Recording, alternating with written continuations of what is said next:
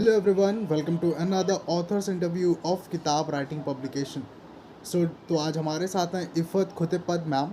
उनकी book recently ही publish हुई है हमारे पब्लिकेशन के साथ, इत्तेफाक ए हकीकत। तो मैम सबसे पहले आपको बहुत बहुत बधाई आपकी बुक के लिए। Thank you sir, thank you so much. तो मैम आपको कैसा लग रहा है आपकी बुक पब्लिश होकर मार्केट में आ चुकी है? जी सर, वैसे तो मतलब ये पहली बुक है तो ऑब्वियसली बहुत ज्यादा खुशी हो रही है। और जो भी अपना पोएट्री का कलेक्शन था तो उसमें बस मैंने सब एक इकट्ठा करके उसको पब्लिश करने की कोशिश की थी। यस मैम, आई वांट कि आप अपने फैमिली बैकग्राउंड के बारे में थोड़ा बताएं। यस सर, मेरे पापा गवर्नमेंट सर्वेंट हैं एमएससीबी में, मम्मी हाउसवाइफ है, तो बड़े भाई हैं वो भी अपने अपने जॉब में हैं। That's it. All right ma'am. तो आपके फैमिली और फ्रेंड्स का फर्स्ट रिएक्शन क्या था जब उन्हें पता चला कि आप एक पब्लिश्ड ऑथर बन गई हैं? ये सबके लिए बहुत सरप्राइज वाली बात थी, जबकि किसी को मैंने इसके बारे में कुछ नहीं बताया था, क्योंकि हाँ पोएट्री वगैरह बहुत पहले से लिखती हूँ मैं, तो सबको पता था कि हाँ इफ़त एक पोएट्री लिखती है। बट ये किसी ने सोचा नहीं था कि उसकी बुक भी आएगी या फिर बुक पब्लिश कर देगी वो। तो सडनली मैंने अचानक ही स्टेटस पे वगैरह रख दिया कि अपनी बुक पब्लिश हो गई है एंड ऑल। तो उस पे मेरे दोस्तों का वगैरह बहुत ही मतलब वो अभी भी मुझे एक्साइटमेंट हो रही है कि बहुत ही अच्छा रिएक्शन था उन लोगों का। जितना मैं खुश हुई हूँ, मुझसे ज्यादा मेरे फैमिली एंड फ्रेंड्स वो लोग भी बहुत ज्यादा खुश हुए हैं, मुझसे ज्यादा। All right ma'am. तो मैम आपने लिखने की शुरुआत किस एज में कर दी थी? सर वैसे तो मैं बचपन से ही लिखती थी थोड़ा बहुत, जैसे कि शॉर्ट शायरी वगैरह रहती है। वो बात ये है कि बचपन में स्कूल टाइम में मुझे स्पीच वगैरह करने की आदत थी, या फिर डिबेट कंपटीशन में मैं हिस्सा लेती थी। तो उस टाइम पे मुझे एक लगता था कि हम स्पीच तो करते हैं ऑब्वियसली, मेरे साथ में और भी बच्चे रहते हैं और भी टीचर्स लोग वगैरह रहते हैं उन सब में। तो मैंने ये सोचा कि अपना स्पीच इन लोगों से और अलग कैसे दिख सकता है। तो सडनली मैं एक रोड क्रॉस करके जा रही थी, तो वहां पे रेडियो पर किसी शायर का कोई शायरी चल रही थी, तो मेरे दिमाग में वो आया कि हम अपने स्पीच के पहले शायरी को स्टार्ट कर सकते हैं जो कि अपनी खुद की बनाई हो, तो वो सुनने में ज्यादा इफेक्टिव लगेगा।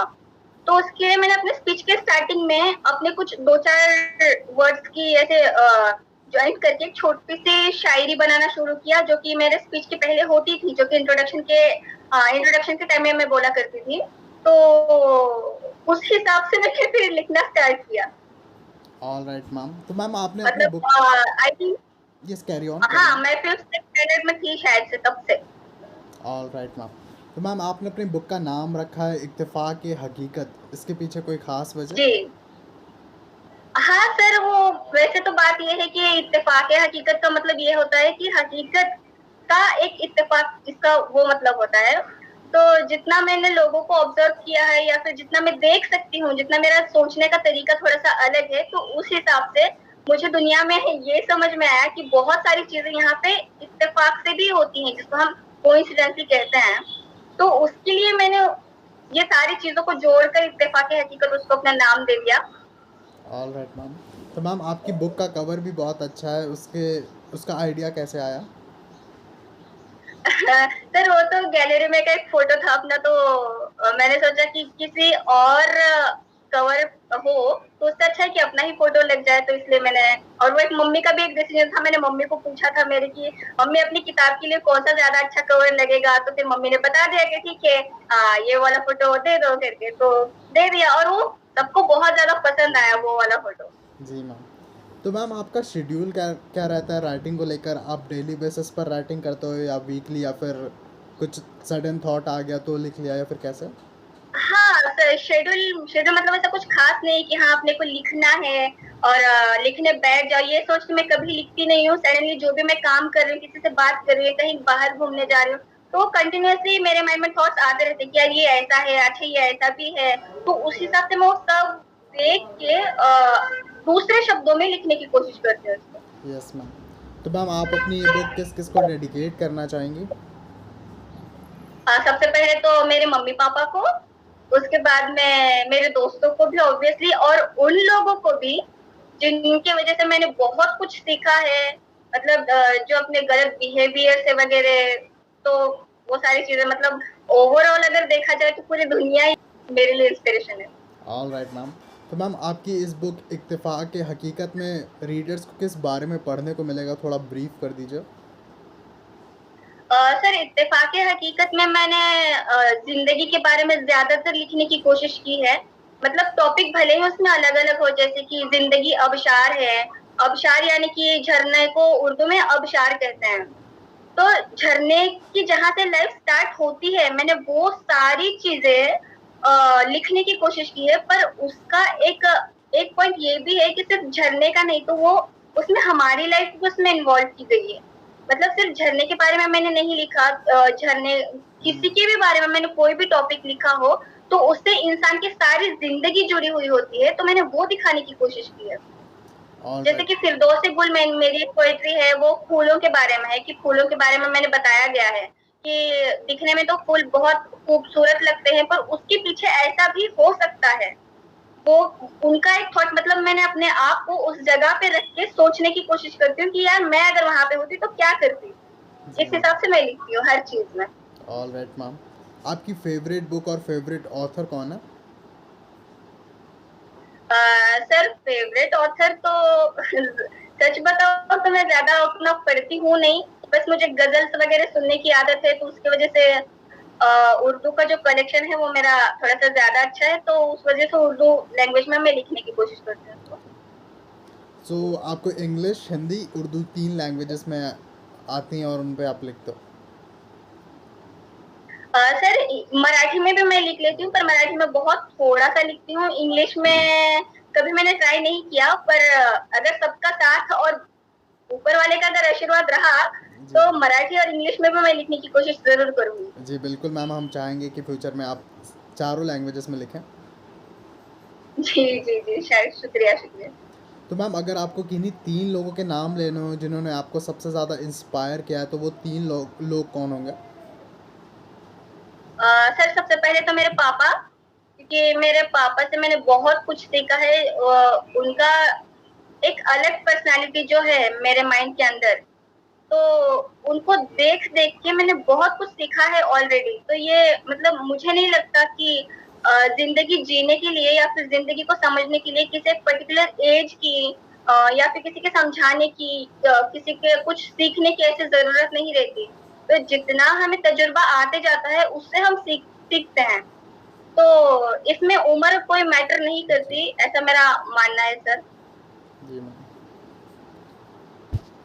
आप काफ़ी स्ट्रांग जा रहे हो, अब आपकी बुक पब्लिश भी हो गई, तो आप आगे आने वाले 10 सालों में खुद को कहाँ देखना चाहोगे राइटिंग की फील्ड में?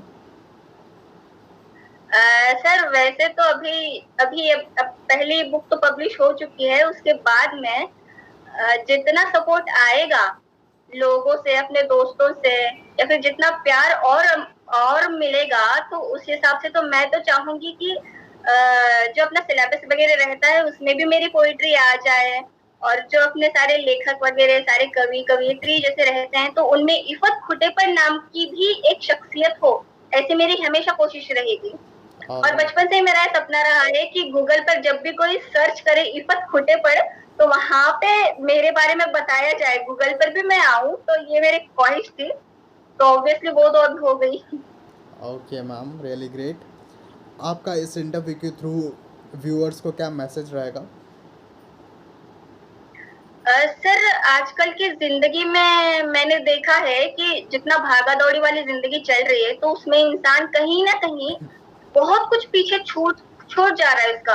मैंने अपनी कविताओं के जरिए भी मैंने लोगों को यही बताने की कोशिश की है कि जिंदगी है तो बहुत छोटी है। जो बड़े लोग कहते हैं कि जिंदगी बहुत छोटी है, वो एक्चुअली में सही बात है, क्योंकि ये कमाने के चक्कर में या फिर किसी और ख्वाहिश के चक्कर में जो हम जिंदगी को ऐसे बर्बाद कर रहे हैं, तो कहीं ना कहीं हम जीना तो भूल रहे हैं ऑब्वियसली, क्योंकि जिंदगी को जिस तरीके से जीना चाहिए वो हम भूल जा रहे हैं। तो मेरा मेरा कहना सिर्फ इतना रहेगा सर कि भागा दौड़ी की जिंदगी में जितना ज्यादा हम अपने आप पे ध्यान दें, जितना ज्यादा हम अपने आप के लिए काम करें, जिस जिस जिन जिन चीजों में कामयाबी के पीछे ना भागते हुए या फिर किसी इंसान के पीछे ना भागते हुए, सिर्फ अगर हम सुकून को अगर तलाश करें तो जिंदगी जीने में ज्यादा आसानी होगी। बस इतना सा ही कहना है। और इस टेक्नोलॉजी के ज़माने में ऑनलाइन ऑनलाइन का ज़माना बहुत चल रहा है अभी। तो उन सारी चीज़ों में ये 24 घंटे कहाँ से कहाँ खत्म हो जाते हैं वो तो लोगों को पता ही नहीं चल रहा है आजकल। जी हाँ। और फिर इतने सारे भीड़ में भी मैंने बहुत सारे लोगों को अभी तक ऑब्जर्व किया है कि इतने लोगों की भीड़ में होते हुए भी सारे दोस्तों में, रिलेटिव्स में, फैमिली में, फिर भी कहीं न कहीं इंसान अपने अंदर ही अकेला रह जाता है। तो जी। उसको वो बात समझ में नहीं आती है, तो वो एक डिप्रेशन वाला पार्ट बन जाता है फिर वहाँ पे। जी मैम। और सारे इतने मेरे और भी बहुत सारे पोएट्री के कलेक्शंस हैं, तो मैंने ये सोचा कि अभी तो ऑनलाइन वाला ज़माना है, लोगों को सुनने की ज़्यादा आदत हो गई है, ऑनलाइन देखने की ज़्यादा आदत हो गई है, यूट्यूब एंड ऑल। तो मैंने सोचा कि शायद किताब जो है ये तो पुरानी बात है, वो अभी कोई पढ़ेगा या नहीं पढ़ेगा मुझे नहीं पता, तो इसलिए मैंने उसमें छोटा-सा ही कंटेंट रखने की कोशिश की है। सिर्फ 28 पेजेज़ की मेरी बुक है, बहुत छोटी है कि अगर कोई लेगा इज़िली तो इज़िली उसको पढ़ भी पाएगा। क्योंकि अभी उतनी कैपेसिटी इंसान की रही नहीं है कि कोई बड़े से बड़ा बुक भी वो लोग पढ़ लें। तो मैम राइटिंग को लेकर आप क्या टिप्स देना चाहेंगे? जी सर? राइटिंग को लेकर क्या टिप्स देना चाहेंगे? राइटिंग को लेकर सर बहुत सारे लोग ये सोचते हैं कि अगर राइम बनाया जाए कि जैसे कि एक वर्ड है उस वर्ड को कोई मिलता-जुलता अगर कोई वर्ड मिल जाए तो उस हिसाब से शायरी या फिर अशआर बन जाते हैं, तो ऐसा बिल्कुल नहीं होता। एक तो बात ये है कि हम जिस चीज़ पर लिख रहे हैं पहले उसमें पूरा डूब जाना हमारा ज़्यादा ज़रूरी है। जिस चीज़ पर हम लिख रहे हैं पहले उसको समझने की हमें कोशिश करनी चाहिए, उसके बाद में हम उसको बहुत अच्छे से लिख सकते हैं। मतलब लिखना ईज़ी है, बहुत ईज़ी है, ऑब्वियसली ईज़ी है, लेकिन जो भी हम लिखते हैं वो सिर्फ़ अगर ऊपर-ऊपर से लिखेंगे तो उतना अफ़ेक्ट नहीं करेगा वो। जबकि हम किसी चीज़ को अगर समझ के लिख रहे हैं, बहुत ज़्यादा उसकी गहराई में जितना गहराई में जाएँगे, उतना गहरे शब्द हमें आएँगे। तो जितने गहरे शब्द आएँगे, वो लिखने में भी उतना ही ज़्यादा अच्छा लगेगा। ऑलराइट मैम, तो आपका ओवरऑल एक्सपीरियंस कैसा रहा किताब राइटिंग पब्लिकेशन के साथ? सर हाँ, ऑब्वियसली ये एक बात मैं बताना चाहूँगी कि किताब राइटिंग पब्लिकेशन के साथ में मेरा एक्सपीरियंस बहुत अच्छा रहा। दिव्या जी तो बहुत सपोर्टिव है, उनको कितनी भी बार बताया जाए, मैंने उनको बहुत परेशान किया है और जितनी भी बार मैंने उनको बताया नहीं मैम ये चेंज करना चाहिए, ये ऐसा नहीं, हर बार उन्होंने ओके बोल के हर बार उन्होंने सपोर्ट किया है। मतलब मैं इतना ये बोल रही हूँ कि कभी भी उनका रिएक्शंस इरिटेशन वाला नहीं था। उन्होंने हर बात को छोटी से छोटी बात को समझ लिया है और बाकी की ओवरऑल जो टीम है ऑब्वियसली वो टीम ने भी उतना ही सपोर्टिवली काम किया है। Alright ma'am.